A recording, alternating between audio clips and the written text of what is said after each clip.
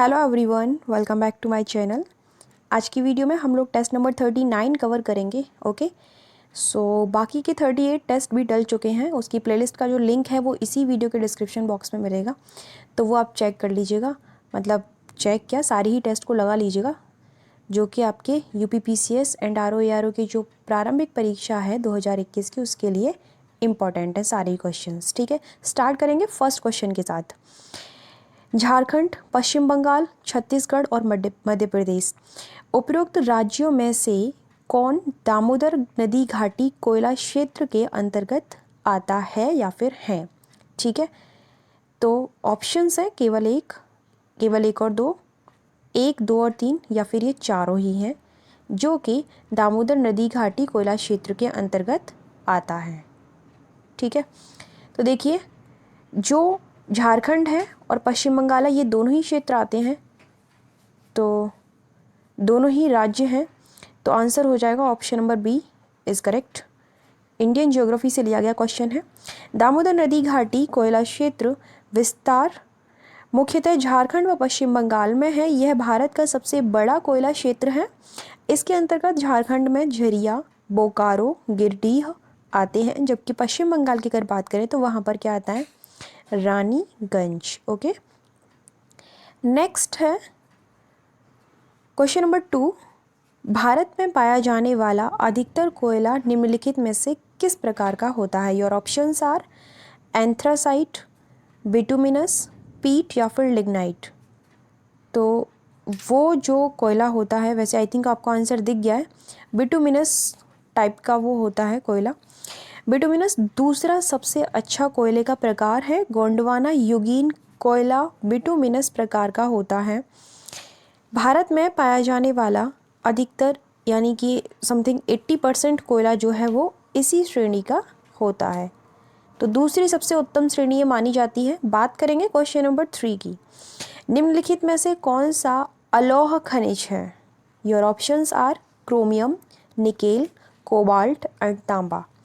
तो जो अलोह खनिज है वो है आपका तांबा। Option number D is correct. वे धात्विक खनिज पदार्थ जिनमें लौह अंश नहीं पाया जाता है, जैसा कि उसके नाम से ही पता चल रहा है अलोह, वे अलोह खनिज कहलाते हैं। तांबा जो है वह एक अलोह खनिज है। उसके अलावा बात करेंगे क्वेश्चन नंबर 4 की। प्रसिद्ध इतिहासकार मिन्हाज उस सिराज निम्नलिखित में से किसके दरबार में रहते थे? Your options are Qutubuddin Aibak, Akbar, Muhammad bin Tughlaq या फिर इल्तुतमिश। तो प्रश्न ये पूछा गया है कि इतिहासकार थे जिनका नाम था मिन्हाज उस सिराज, ये किसके दरबार में रहते थे? तो वो रहते थे इल्तुतमिश के दरबार में। Option number D is correct. ठीक है, इल्तुतमिश के दरबार में प्रसिद्ध इतिहासकार मिन्हाज उस सिराज रहते थे जिन्होंने तबकात ए नासिरी की रचना की थी। तो ये वाला फैक्ट भी याद रखिएगा कि इसकी रचना किसने की थी, इस तरीके से प्रश्न आ सकता है। नेक्स्ट है क्वेश्चन नंबर 5। औरंगजेब के संदर्भ में निम्नलिखित कथनों पर विचार कीजिए और कूट के माध्यम से सही उत्तर का चयन कीजिए। तो स्टेटमेंट नंबर 1 है सॉरी, यह मुगल साम्राज्य का एकमात्र शासक था जिसका 2 बार राज्याभिषेक हुआ था। सेकंड स्टेटमेंट है अकबर के समाप्त करने के बाद इसने पुनः जजिया लागू किया था। ओके, ऑप्शंस तो एज ऑलवेज वही रहेंगे। सो आंसर हम देख लेते हैं कि इसका करेक्ट आंसर क्या है। एक्चुअली दोनों ही स्टेटमेंट बिल्कुल करेक्ट है, that's why answer should be C. Option number C is correct. Aurangzeb के संदर्भ में दोनों ही विकल्प बिल्कुल सही हैं। नेक्स्ट क्वेश्चन इसमें स्टेटमेंट एंड रीज़न वाला है। कथन ए को हम सबसे पहले पढ़ेंगे। भारत में मुस्लिम सत्ता स्थापित करने वाला श्रेय अरबों को जाता है। रीज़न इसका ये है क्योंकि भारत पर मुस्लिम अनुयायियों के अंतर्गत आक्रमण सबसे पहले अरबों ने किया था। ऑप्शंस एज ऑलवेज वही रहेंगे, ए और आर दोनों सही है या फिर आर ए की सही व्याख्या पकड़ता है। ए और आर दोनों सही है परंतु आर ए की सही व्याख्या नहीं करता है। ए सही है परंतु आर गलत है, ए गलत है परंतु आर सही है। ठीक है, तो देखिए बात कुछ ऐसी है कि भारत में मुस्लिम सत्ता स्थापित करने का श्रेय अरबों को जाता है, ऐसा आपको लगता है? ऐसा है नहीं, भले ही आपको लगता हो, लेकिन ऐसा है नहीं। क्यों नहीं है? क्योंकि वो श्रेय जाता है तुर्कों को। ठीक है, हाँ ये बिल्कुल सही है कि उन्होंने आक्रमण किया था, दैट्स वाई, ये तो सही हो जाएगा, लेकिन ये गलत हो जाएगा। तो आंसर क्या होना चाहिए इसके अकॉर्डिंग? आंसर होना चाहिए डी। ठीक है, ए गलत है परंतु आर सही है। भारत पर मुस्लिम अनुयायियों के अंतर्गत आक्रमण सबसे पहले अरबों ने किया, लेकिन भारत में मुस्लिम सत्ता स्थापित करने का श्रेय अरबों को नहीं बल्कि तुर्कों को जाता है। ठीक है, नेक्स्ट क्वेश्चन की बात करेंगे। किसने हिंदू धर्मोद्धारक और गैर ब्राह्मण प्रतिपालक जैसी उपाधि धारण की थी? ऑप्शन है हेमू, पृथ्वीराज चौहान, भीमसेन, शिवाजी। तो ये धारण की थी शिवाजी ने, option number D is correct. ठीक है, छत्रपति शिवाजी छत्रपति की उपाधि के साथ अपना राज्याभिषेक करवाया। इस दौरान शिवाजी ने हिंदू धर्मोद्धारक और गैर ब्राह्मण प्रतिपालक जैसी उपाधि धारण की थी। नेक्स्ट है, किस अनुच्छेद के तहत उपराष्ट्रपति राज्यसभा का पदेन सभापति होता है? पॉलिटी से प्रश्न आपका, फटाफट से आंसर कर दीजिए। ऑप्शंस हैं अनुच्छेद 62 के तहत, अनुच्छेद 63 के तहत, अनुच्छेद 64 के तहत या फिर अनुच्छेद 65 के तहत। तो देखिए बता चुकी हूँ, बताया हुआ आंसर गलत हो जाए आप फिर भी उसे गलत करो तो ये तो अच्छी बात नहीं है। राज्यसभा का पदेन सभापति होता है, ये पूछा गया है। आंसर क्या है? सी है। पॉलिटिकल साइंस से लिया गया प्रश्न है, भारत के उपराष्ट्रपति का पद यूएसए से लिया गया है। इसका वर्णन अनुच्छेद 63 में है, यानी कि भारत का एक उपराष्ट्रपति होगा। अनुच्छेद 64 के तहत उपराष्ट्रपति राज्यसभा का पदेन सभापति होता है। चलिए नेक्स्ट है, निम्नलिखित युग्मों में से कौन सा या से सही सुमेलित है? आपके सामने यहाँ पर कुछ पेयर दिए गए हैं, हमें बताना इनमें से कौन सी करेक्ट है। केंद्र व राज्य प्रशासनिक संबंध अनुच्छेद 256 से 263 तक है। केंद्र व राज्य वित्तीय संबंध अनुच्छेद 268 से 293 तक है। केंद्र व राज्य विधायी संबंध अनुच्छेद 254 से 255 तक है। ओके, तो देखिए ऑप्शंस नीचे दे रखे, केवल एक सही है, केवल एक और दो सही है, केवल 2 और 3 सही है, या फिर केवल 1, 2 और 3 सही है। आंसर क्या होगा? आंसर एक्चुअली डी होना चाहिए, डी होना नहीं चाहिए, यही है। बिकॉज ये तीनों ही स्टेटमेंट ना ऑप्शंस जो है बिल्कुल करेक्ट है। और एक बात मैं कहना चाहूँगी, ये चैप्टर मैं यूपीएससी के अकॉर्डिंग कह रही हूँ, सॉरी यहाँ पर, वैसे यूपीएससी के लिए बहुत इम्पोर्टेंट है। ठीक है, और पीसीएस में मेंस के लिए बहुत इंपॉर्टेंट है। चैप्टर काफ़ी इंटरेस्टिंग है ये, है ना। थोड़ा बड़ा है, थोड़ा क्रिटिकल है, थोड़ा सा इसमें आपको ध्यान रखनी पड़ेंगी चीज़ें, तो इस वजह से। लेकिन याद रखना ये चैप्टर बड़ा इंटरेस्टिंग है, इसको पढ़ लीजिएगा। ठीक है, यूपीएससी वाला अगर कोई स्टूडेंट हो तो। वेल, तीनों ही युग्म बिल्कुल सही हैं। बात करेंगे क्वेश्चन नंबर 10 की। निम्नलिखित में से किस एक्ट के द्वारा ईसाई मिशनरियों को भारत में धर्म प्रचार की अनुमति दी गई थी? 2 दिन पहले ही बताया, मेरी 2 ही वीडियो भी पॉलिटी की, सॉरी 3 वीडियो डल चुकी हैं। फर्स्ट वीडियो में मैंने ये सब कुछ पढ़ाया था आपको इन डिटेल, और बहुत अच्छे तरीके से मैं समझाने की कोशिश कर रही हूँ आप लोगों को। तो प्लीज़ देखिए वहाँ पर जाकर पॉलिटी की जितनी भी वीडियोज़ डलती जा रही हैं। ओके, सो ऑप्शंस हैं 1786 का एक्ट, 1813 का चार्टर एक्ट, 1833 का चार्टर एक्ट और 1853 का चार्टर एक्ट। किसके तहत ईसाई मिशनरियों को जो है भारत में अपना प्रचार करने की अनुमति दी गई थी? देखिए बहुत ही सिंपल सा आंसर है इसका। 1813 का वो चार्टर था जिसके तहत उनको ये अनुमति दी गई थी, तो आंसर होगा बी। ठीक है, 1813 के चार्टर एक्ट द्वारा ईसाई मिशनरियों को भारत में धर्म प्रचार की अनुमति दी गई। ओके, तो ये चीज़ क्लियर हो गई। इसके अलावा नेक्स्ट हम बात करेंगे क्वेश्चन नंबर 11 की। निम्नलिखित कथनों पर विचार करके कोड के माध्यम से सही उत्तर का चयन कीजिए। फर्स्ट स्टेटमेंट है, पंचायती राज प्रणाली में गांव स्तर पर ग्राम पंचायत में चुनाव जनता द्वारा प्रत्यक्ष रूप से होता है। नेक्स्ट है, जिला परिषद के सदस्य प्रत्यक्ष निर्वाचित होते हैं एवं अध्यक्ष का चुनाव अप्रत्यक्ष पद्धति से होता है। ऑप्शंस हमेशा की तरह वही रहेंगे, केवल एक, केवल दो, एक और दो दोनों, या फिर ना तो एक और ना ही दो।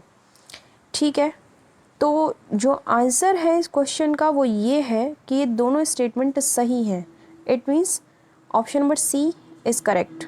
ठीक है, नेक्स्ट है क्वेश्चन नंबर 12। प्रधानमंत्री के संदर्भ में कौन सा कथन असत्य है? ऑप्शंस हैं, यह लोकसभा का नेता होता है। ध्यान से पढ़िएगा, इसमें थोड़ा सा कन्फ्यूज़न हो जाता है लोगों को। सेकंड है, यह तीनों सेनाओं का राजनीतिक प्रमुख होता है। उसके बाद है, यह राष्ट्रीय एकता परिषद का अध्यक्ष होता है। नेक्स्ट है, यह संसद का मुखिया होता है।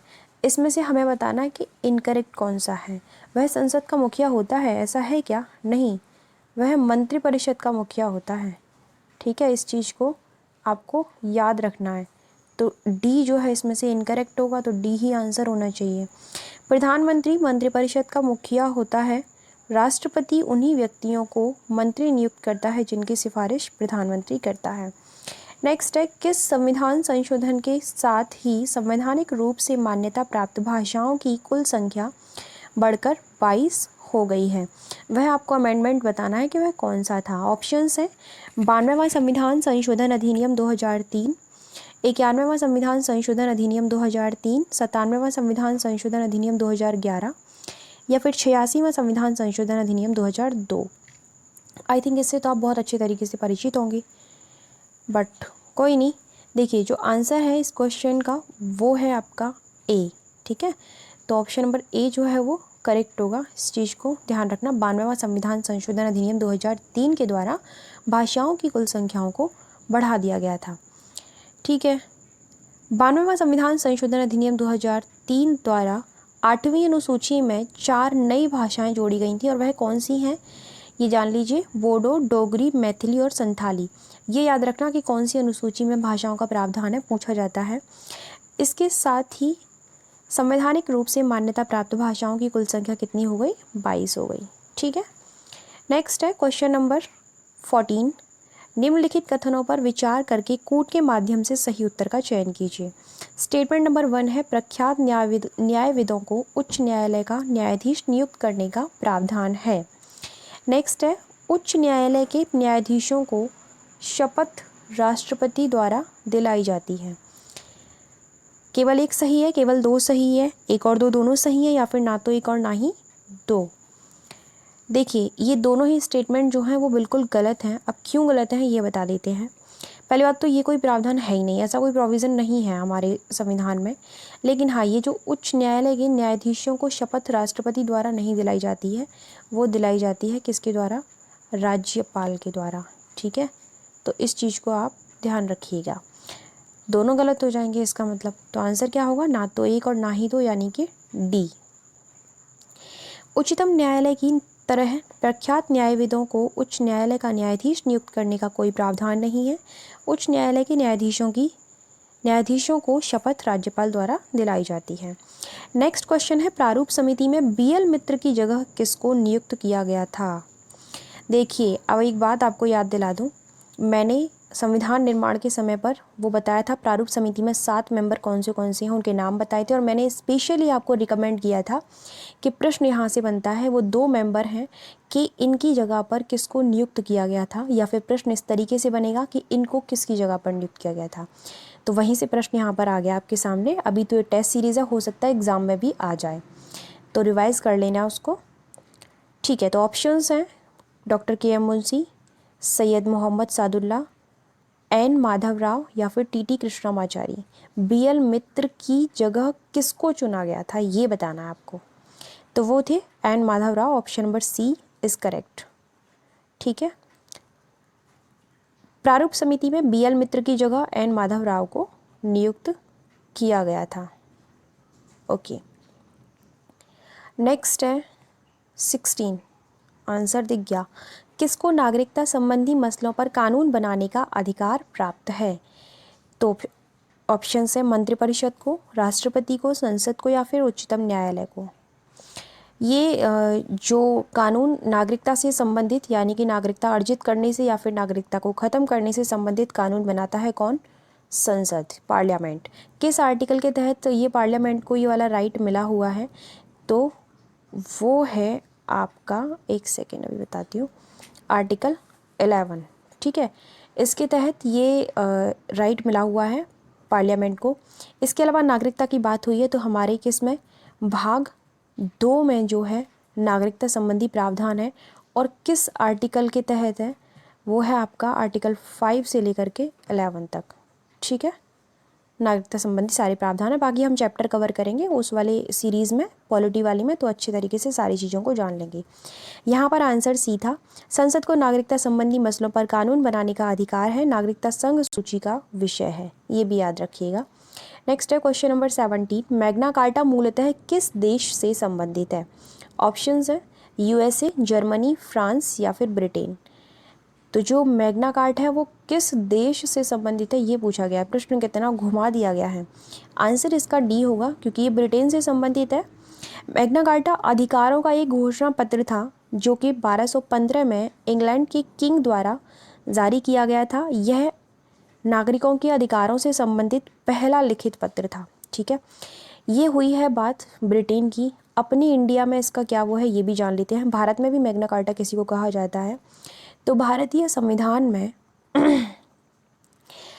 भाग 3 में, भाग 3 जो है उसको कहा जाता है मैग्ना कार्टा, ठीक है। तो भाग 3 में है क्या, फंडामेंटल राइट आपके भाग 3 में है। किस आर्टिकल में है, 12 से 35 तक, ठीक है। तो ये बहुत अच्छे तरीके से इस चैप्टर को हम कवर करेंगे आगे। नेक्स्ट है, निम्नलिखित में से कौन सा युग्म सही सुमेलित नहीं है? भाग 1 में संघ व राज्य, संघ व उसका राज्य क्षेत्र है। भाग 2 में नागरिकता संबंधी प्रावधान है। भाग 3 में मौलिक अधिकार है और भाग 4 में मौलिक कर्तव्य हैं। हमें बताना है गलत कौन सा है। फिलहाल अभी मैंने आपको दोनों बताए हैं, तो इनसे तो आप बिल्कुल, इन्हें तो आप हटा ही दीजिए, क्योंकि अभी ऊपर ही बता के चुकी हूँ कि ये सही है, ठीक है। तो ये भी सही है, लेकिन ये गलत है। ये गलत क्यों है, इसमें मोस्टली कंफ्यूज होते हैं लोग। एक्चुअली भाग 4 में जो है हमारे डायरेक्टिव प्रिंसिपल्स दे रखे हैं, ठीक है, लेकिन भाग 4 क में दे रखा है क्या, मौलिक कर्तव्य। तो ये क जो है इसको भूला मत करिए, ठीक है। भाग 4 में राज्य के नीति निदेशक तत्व हैं, जबकि मौलिक कर्तव्य भाग 4 क में दिए गए हैं। इनके बारे में थोड़ी सी बात कर लेते हैं। भाग 4 क में दिए हैं, मीन्स टू से कि इनको अमेंडमेंट के द्वारा जोड़ा गया है। अब जब अमेंडमेंट के द्वारा जोड़ा ही गया है तो वह अमेंडमेंट था कौन सा, ये जान लीजिए। देखिए, 42वां संविधान संशोधन अधिनियम 1976 के द्वारा इसको जोड़ा गया था। हुआ ये था, 1976 में एक समिति बनी थी जिसका नाम था सरदार स्वर्ण सिंह समिति, ठीक है। तो इस समिति का नाम याद रखना। ये कब बनी थी ये भी याद रखना, इसका कार्य क्या था ये भी याद रखना। तो इस समिति ने ये जो है मौलिक कर्तव्य जोड़े थे। इस समिति ने वैसे रिकमेंड किए थे 8, लेकिन जोड़े गए थे उस टाइम पर 10, लेकिन फ़िलहाल कितने हैं, 11। अब 11 क्यों है ये भी पता होना चाहिए। जो 11वां मौलिक कर्तव्य है वो आपका जोड़ा गया है 86वां संविधान संशोधन अधिनियम 2002, ये हुआ था, ठीक है।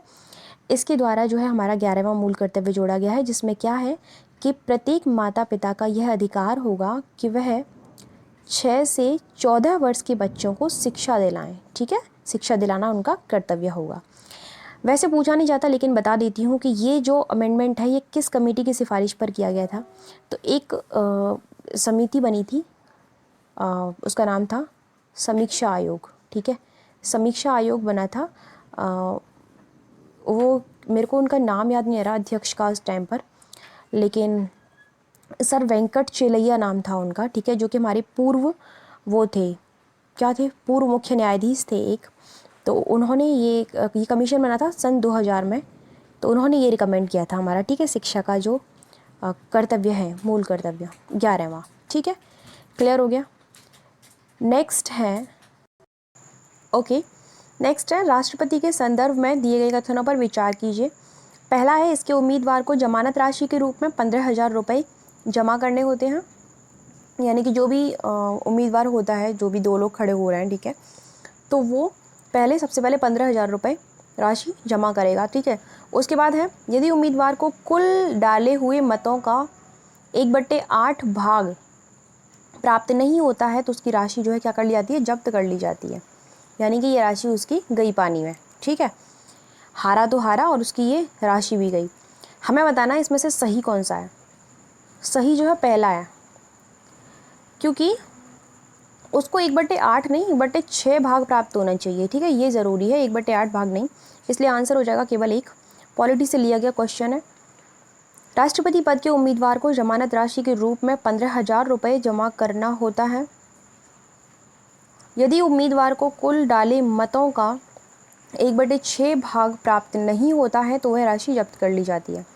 नेक्स्ट क्वेश्चन है, भारत में संविधान दिवस कब से मनाया जा रहा है। ठीक है, तो ऑप्शन है 2012 से, 13 से, 14 से या फिर 15 से। ये 2015 से मनाना इसको स्टार्ट किया गया है। ठीक है, सो अभी मैंने बताया भी था संविधान वाला जो पढ़ाया था chapter. Option number D correct होगा। 26 नवंबर को भारत में संविधान दिवस के रूप में मनाया जाता है। इसकी शुरुआत हुई थी 2015 में। ठीक है, नेक्स्ट है, निम्नलिखित में से कौन भारतीय संविधान में शामिल मूल कर्तव्य नहीं है। तो अगर आपने 11 मूल कर्तव्य पढ़ रखे हैं तो आप इस क्वेश्चन का आंसर बहुत अच्छे तरीके से कर सकते हो। नहीं पढ़ रखे हैं तो हम आगे पढ़ा देंगे। देश की रक्षा व सेवा करना, राष्ट्रध्वज व राष्ट्रगान का आदर करना, पशु बलि पर रोक और वैज्ञानिक दृष्टिकोण। ठीक है, एक्चुअली जो इसमें से मूल कर्तव्य नहीं है वो है पशु बलि पर रोक, जो कि हमारा फंडामेंटल राइट है आर्टिकल 48 के तहत। That's why C is the answer of this question. पशु बलि पर रोक अनुच्छेद 48 के तहत एक फंडामेंटल राइट नहीं, नीति निर्देशक तत्व है। मैंने गलती से वो बोल दिया, फंडामेंटल राइट नीति निर्देशक तत्व है, अन्य सभी मौलिक कर्तव्य हैं। 48 में फंडामेंटल राइट कहाँ से आ गया, मेरा दिमाग ख़राब हो चुका है। ठीक है, क्योंकि वो तो 35 तक ही है ना। रबड़ की उत्पत्ति कहाँ मानी जाती है, यूएसए में, ब्राज़ील में, भारत में या फिर इंडोनेशिया में। रबड़ की उत्पत्ति मानी जाती है ब्राज़ील में। Option number B is correct. Agriculture से लिया गया क्वेश्चन है, रबड़ की उत्पत्ति ब्राज़ील में मानी जाती है। रबड़ वृक्ष के दूध यानी कि लैक्टिस से प्राप्त होता है। रबड़ की खेती के लिए 200 से 500 सेंटीमीटर वर्षा तथा लैटेराइट मृदा का होना उपयुक्त है। इम्पोर्टेंट फैक्ट है ये वाला। रबड़ विषुवत रेखीय जलवायु का पौधा है। ठीक है, यहाँ से इम्पोर्टेंट है। नेक्स्ट है, भारतीय कृषि इंजीनियरिंग संस्थान, भारतीय वन प्रबंधन संस्थान, भारतीय मृदा विज्ञान संस्थान और राष्ट्रीय जैव उर्वरक विकास केंद्र। इनमें से भोपाल में कौन सा स्थित है। बारिश हो रही है तो हो सकता है बारिश की आवाज़ आ रही हो, सॉरी फॉर दैट। केवल एक और दो, 1, 2 और 3, 1, 2, 3 और 4, यानी कि ये चारों ही संबंधित भोपाल में है। नहीं, ये तीनों भोपाल में है, लेकिन बात करें अगर राष्ट्रीय जैव उर्वरक विकास केंद्र की तो ये गाजियाबाद में है। ठीक है, तो याद रखना इसको, कई बार पूछ लिए जाते हैं ये संस्थान। गाजियाबाद पूरा नहीं आएगा इधर। चलिए, तो आंसर हो जाएगा सी, 1, 2 और 3। ठीक है, राष्ट्रीय जैव उर्वरक विकास केंद्र गाजियाबाद में स्थित है, बाकी अन्य सभी भोपाल में स्थित हैं। नेक्स्ट क्वेश्चन है, दिए गए कथनों पर विचार कीजिए। भारत के सकल घरेलू उत्पाद में कृषि का योगदान लगातार कम होता चला जा रहा है।